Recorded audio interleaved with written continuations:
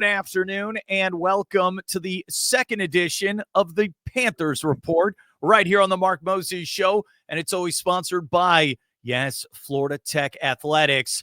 And right now, we're going to be joined by a very fine gentleman who is a former player, former assistant, and yes, he's the current head coach of men's soccer with the Panthers. He is head coach Nick Robinson. Coach, how you doing today? Good. How are you? Thanks for having me.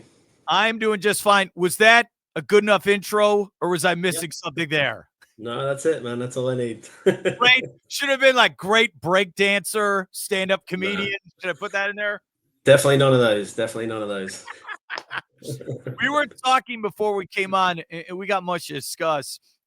You guys to start the year 1-0-1. I know you beat Wingate 3-0. You tied another team.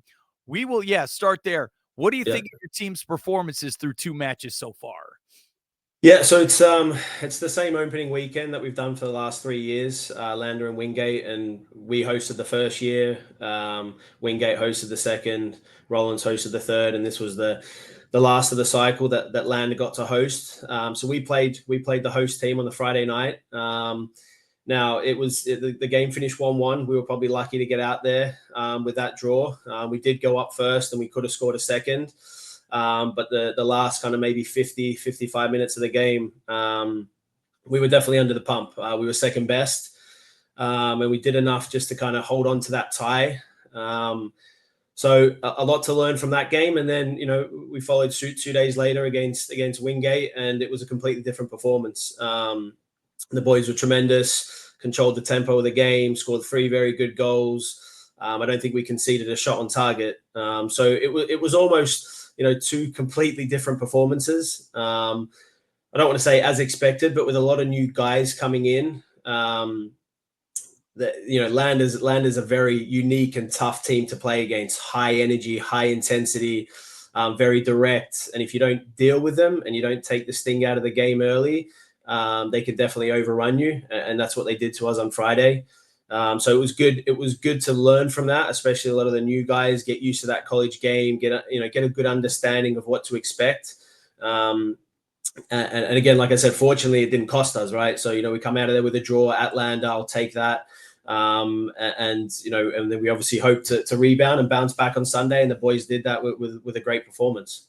All right, so if we go back to fall practice, right? It's a brand new season, like you said. You've only played 2 matches. What were some of the things, all these new faces, you wanted to go over, accomplish in fall practice? And do you feel like you got that done going into the season? No, I mean, it's a tough one when we've got 16 new players this year, 17 new players, I believe. So it's, out of 32, you're talking, 50% of the team coming in that don't have any understanding of your components, your systems, the things that you're asking them to do. So for us, we've got to be patient with a lot of the group that we've got now. We also had 23 new players in 2022, and that was kind of the change in direction of the program and jumping into that, top 10 and undefeated in the regular season in 22. But we started with a defensive identity, and that's what we've kind of built over this last three or so years. So that's the most important part for us, is we start with that. We implement all our defensive principles, the expectation that we expect from the new players on the defensive side. And we believe that as the season goes on, we can grow on the offensive side and learn the regime and learn the rotations that we're asking for. But in the preseason camp, it's difficult. You get a very short period of time. We start August 13th. We had our first game actually against Eastern Florida on the 14th. So we go Wednesday, first day of preseason, 14th game against Eastern Florida. 2 days, then a game against USF at USF on Sunday night. So the time you get to actually try and implement the things that you want don't often happen immediately. It's a process, and again, it's something that we need to be a little bit patient with. But at the same time, you also don't have the time to be super patient. The expectation is guys come in, they understand, they get it. And we figure it out on the fly. And fortunately for us, we've had some good learning curves in preseason. For me, the biggest thing I think we wanted to see was, get exposed quickly. like get exposed quickly. What's our weaknesses? What are things that we need to draw attention to very, very quickly and fix? So when we go into the regular season, we're at least somewhat on the same page. All right. Well, so then the follow-up to that is, do you openly tell your players, I'm going to put you in bad situations? Like, how do you try to, approach that? I wouldn't say bad situations. I just think, I think the word's challenging, right? Like, we want to see them challenged. That's what preseason's for. We want to put guys in situations where they're uncomfortable. We get to see who deals with it. And again, you're going to get different personalities that, come in on first day and day one and they get it, right? And they understand and it clicks. But then, you've got some guys that maybe are a little bit more timid. They just need a little bit of time to figure it out. And I think there's a blend and a balance to both, right? Like, you want everyone to get it immediately, but you've got to also understand that sometimes you may be taking 2 steps back to take 3 steps forward. So that's how we felt like preseason was for us. And I think the players understood that. They understood it was going to be a tough test at USF. USF's a big time Division 1 team with all the new landscape rules in Division 1 and what they have. It maybe wasn't the same type of USF team that we would have expected a year ago or 2 years ago. And we held our own. It was 1-1 until about the 60th minute, I think. But their depth and they'd been in training camp for 3 weeks before us, so you could see that those extra 2.5 weeks. But it was good for us. It was good to get to see. It was good to be exposed and look at the things that we can say, hey, like we need to tighten up in ththese areas, or we need to get better in these areas. And that's what we want. We don't want to go out in preseason and win every game 4-0 and it be comfortable, and then we get into the regular season and we're saying, oh, what's going on here? What's wrong? And so, again, figuring it out quickly is the most important thing. Coach, did you just finish practice? I feel like I'm getting like I just practiced and played for you. You got this energy today. What's going on, Coach? No, I'm just ready to go, man. It's the regular season. We wait. A lot of coaches in the college game. It's I know you speak to a lot, but it's 8-9 works, 10 months, of hard work. To prepare for almost what's 2.5 months. So when you get to this time, you just want to make the most of it, right? You want to get as most out of it as you can. So I think it's important to practice. You're not always at 100%, right? Everyone's got things going on in life. Students have got things going on in the classroom outside of football, but outside of soccer, sorry. But when you're there, you want to make sure you're 100% there for the players and for the team. And the expectation is the players have the same mindset. You could call it football. It's okay. I understand soccer, football. We know what you're saying. We're here with head coach, Nick Robinson, Florida Tech soccer. All right. You look at the schedule, like you said, you played 2 matches. What do you got coming up? Because I know your home openers this weekend, right? Correct. Yeah. So we're hosting University of North Georgia, which is we've got a 2-year cycle going with them. So we'll go up and play them up in Georgia next year. But a very good team. I think they might be ranked 13th or 12th in the country right now. They've had a decent start. But yeah, they're always kind of floating in that that top 25 in the midst. So we know, and again, like we want games that are going to challenge us, that are going to help us in the regional rankings. And that's one of them. So, we expect a tough opposition, and we're ready for it. Do you set standards for yourself and your team? I know it's early. Like, hey, we want to do this. We want to do that. How do you try to approach it? Yeah, for sure. I mean, we have our we have our objectives. We kind of break our season down into 4 stages. Stage 1 being preseason, and kind of, we want to hit certain targets, certain goals. Fitness is a key one, getting guys up to a certain level of fitness, of the expectation and style that we want to play in. Again, we're not expecting him to hit that model immediately. We want to peak obviously at stage 4, which is getting towards the end of the season and postseason. But these are games that we need to make sure that we take care of business, because the margin for error in our region and our conference is very, very limited. You slip up here, you slip up there, and that's the difference at the end of the season between making getting a position in the regionals and getting to go to postseason at the national championship and not. And that's what happened to us last year. So, we've got to make sure the guys that return from last year understand that, the standards are got to be high right from the start. Do you take great joy, you and your coaching staff, where you see your players, as you said, phase one, and then by the time they get to phase 4, we're clicking, everyone's communicating? How awesome is that as a coach?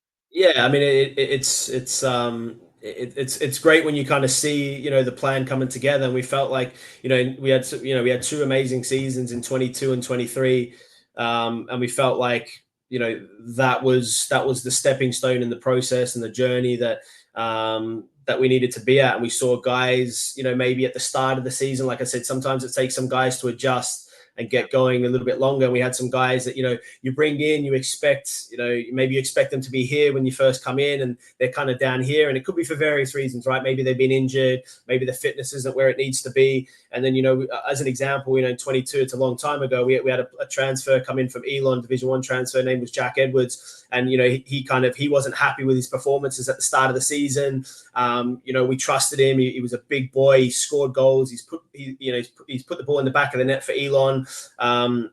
And he was one, we kept getting out, trust the process. And he got there and he scored a big goal for us up at Limestone, which kind of changed our season that year. He literally scored in the last 10 seconds of the game. We get out of Limestone, finish 1-1. We go undefeated all regular season. Jack goes on and scores maybe 4 or 5 more goals. And then he ends up getting, we win the conference tournament and he gets conference tournament MVP. So that's a good example of, maybe someone that comes in and, your expectations are high, his expectations are high. And for whatever reasons, there's some setbacks, there's some things that, that prevent you from being where you need to be. And, the players that we bring in, we trust that eventually, they're going to get to where they need to be throughout the season. And it's, some of them need that stage 1, stage 2, stage 3, stage 4 to say, hey, this is what we should be doing at this point of the season. This is what we should be doing at this point of the season. And good, good performance indicators as well. Okay, we're here with head coach Nick Robinson. This is the Panthers Report. We're talking men's soccer. Like Coach said, they're going to have their home opener. Everyone here in Brevard County, you should go out this Saturday. This is very key here on the campus of Florida Tech. Okay, all right.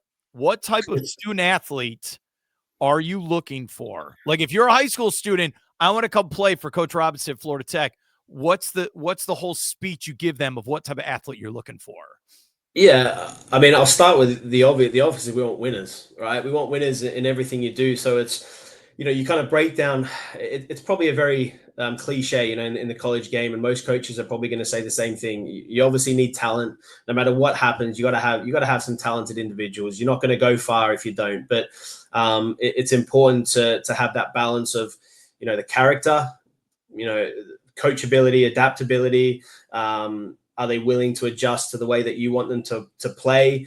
Get out of that individual mindset and be a team first, and have that team first mindset where they're willing to do what they need to do to help the team succeed. And that could mean playing in different positions. It could be just doing different things that maybe you haven't been accustomed to doing in the past.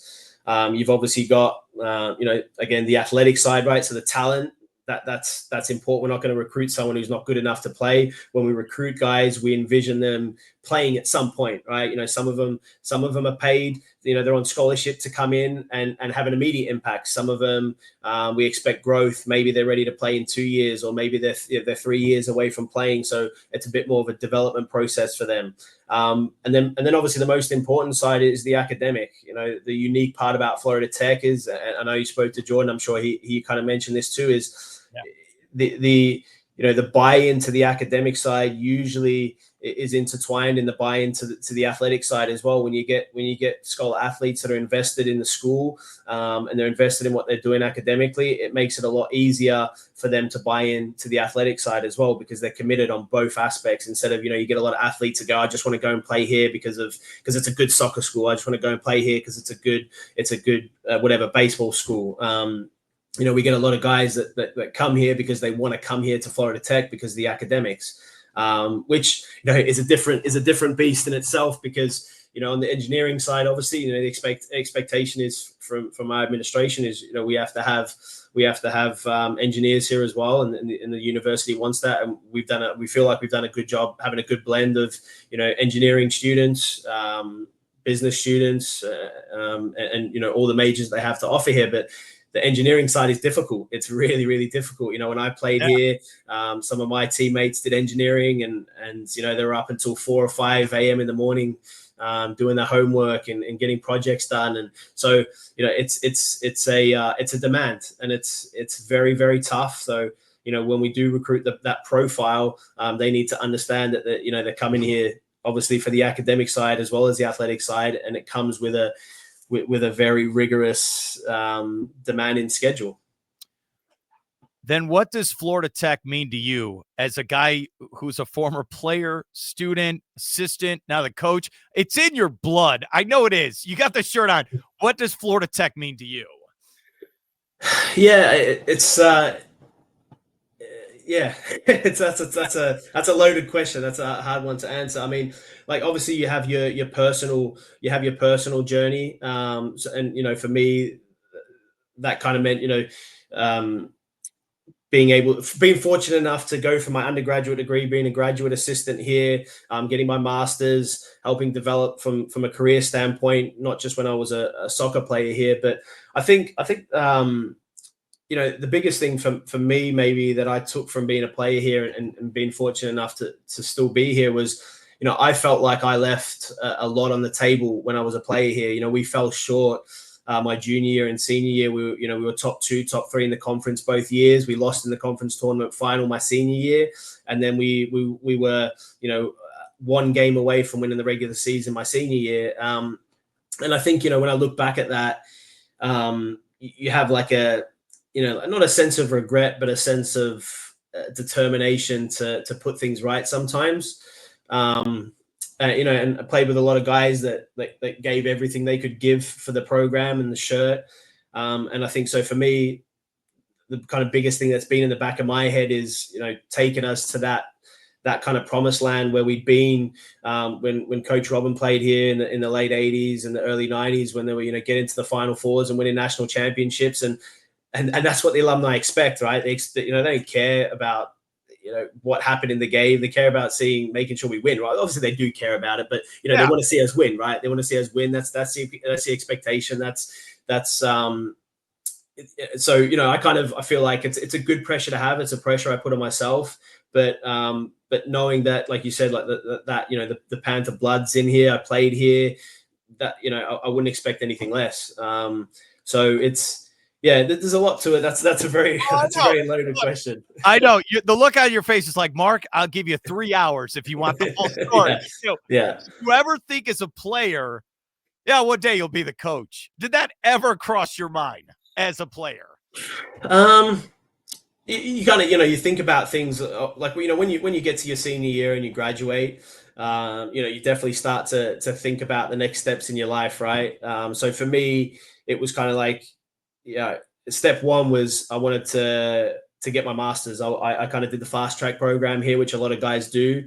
And I try and help guys with that as well. It's a huge advantage that we have here at this university. So you can start your master's degree as you're an undergraduate degree. So I was fortunate enough to do that, which meant that I only needed a year to finish my master's here as a graduate assistant, which was nice. So that was the first step for me. And then, after that, it was, yes, like you think about those things, but you don't kind of ever say, oh, is it going to be in a year's time, 2 years time, 10 years time? Like, yes, it'd be great if it happened. But obviously it did. And I think it's, almost 10 years later, I came back, I think, from the moment I graduated to right after COVID as my first year as the assistant.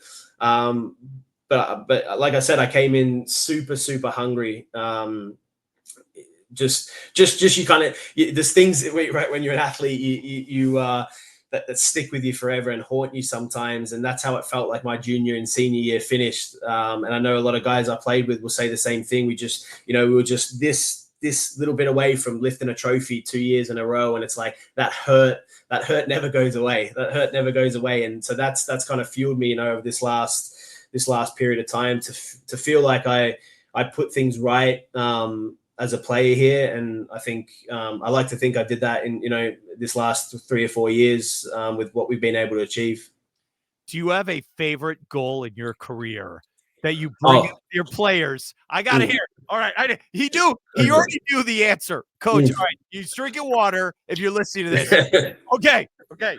What's the favorite goal, buddy, that you scored? You mean when I was a player, or do you mean as a coach? Okay, let's go. Let's go both. First, you as a player, best goal you scored. So for me, this hands down the most meaningful goal for me was in my.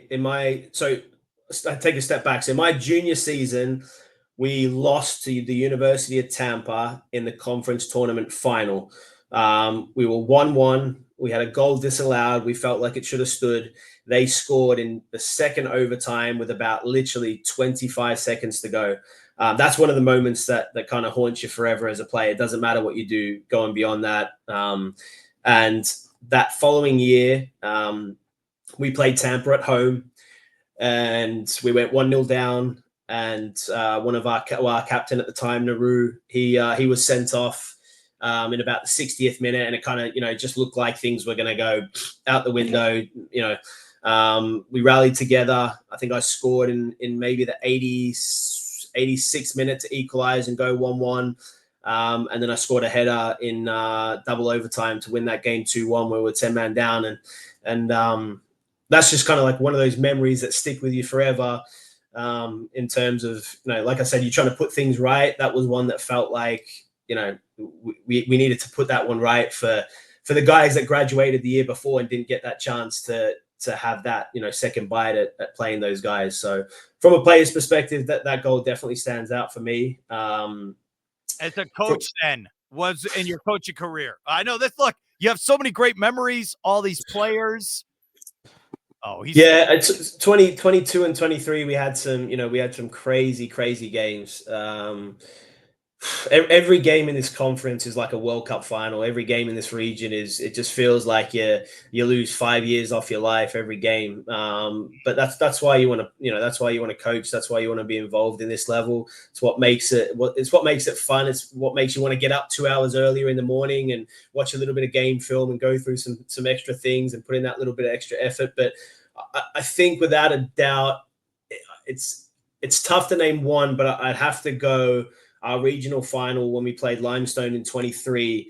That was one of the best games I think I've seen in the college game. It was 1-0, 1-1, 2-1, 2-2, and then we scored with maybe a couple of minutes left, 3-2.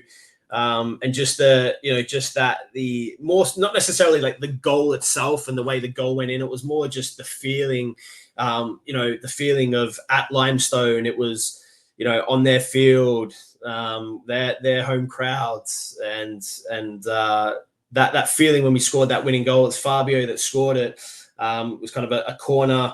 I think Andrea, our left centre back at the time, headed it back across, and Fabio was there, tapped it in, and I just, everyone just went absolutely mental. I know our goalkeeper assistant, actually Martin, I think he tore his hamstring celebrating that. We got it on video. Just, he's an alumni as well, so it kind of, it kind of shows you how much it means to guys that have been part of the program. So,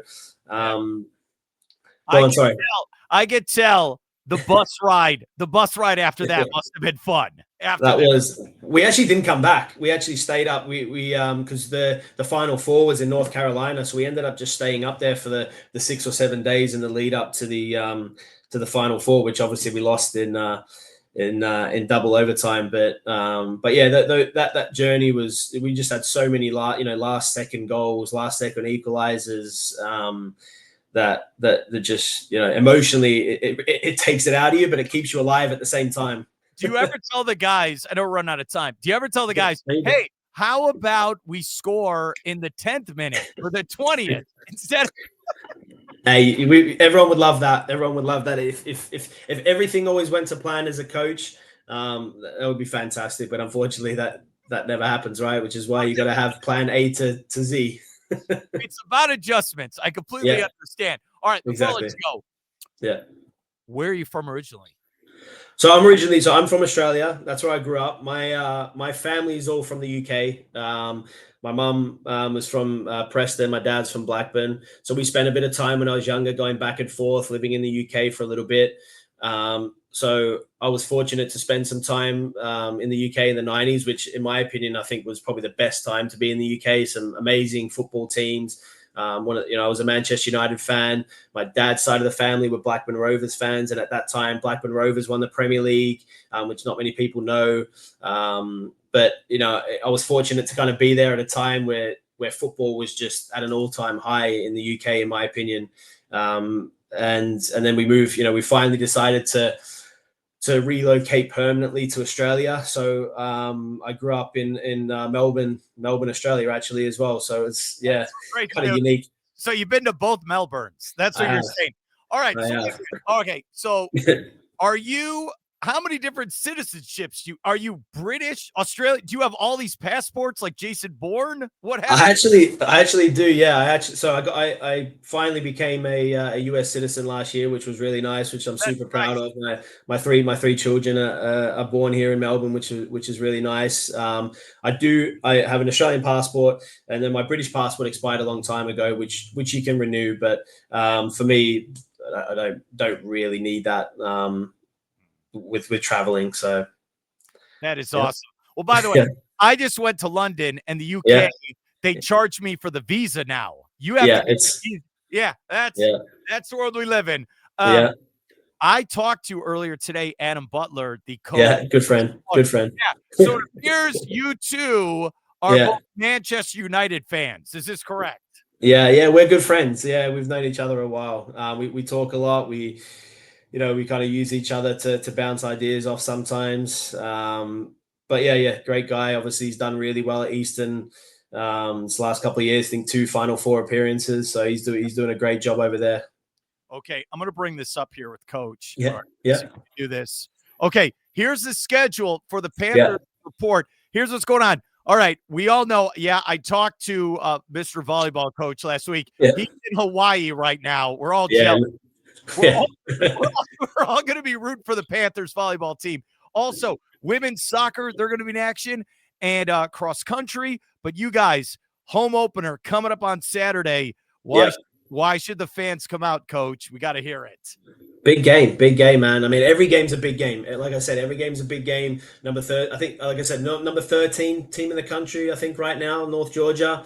So, great opportunity for us to continue going in the trajectory that we want to go in. We've then got a week off. We travel again. We go up to Virginia. And then after that, it's conference time when we go Rollins, Embry-Riddle at home Wednesday, Saturday. From that point on, we're Wednesday, Saturday for 6 weeks. So look, I get it. It's like you tell your family, I'll see you around Thanksgiving. I'm busy. No, I'm just Coach, it's very nice to meet you. Good luck with everything, and go Panthers. All right. Thank you. Appreciate it, Mark. Thank you.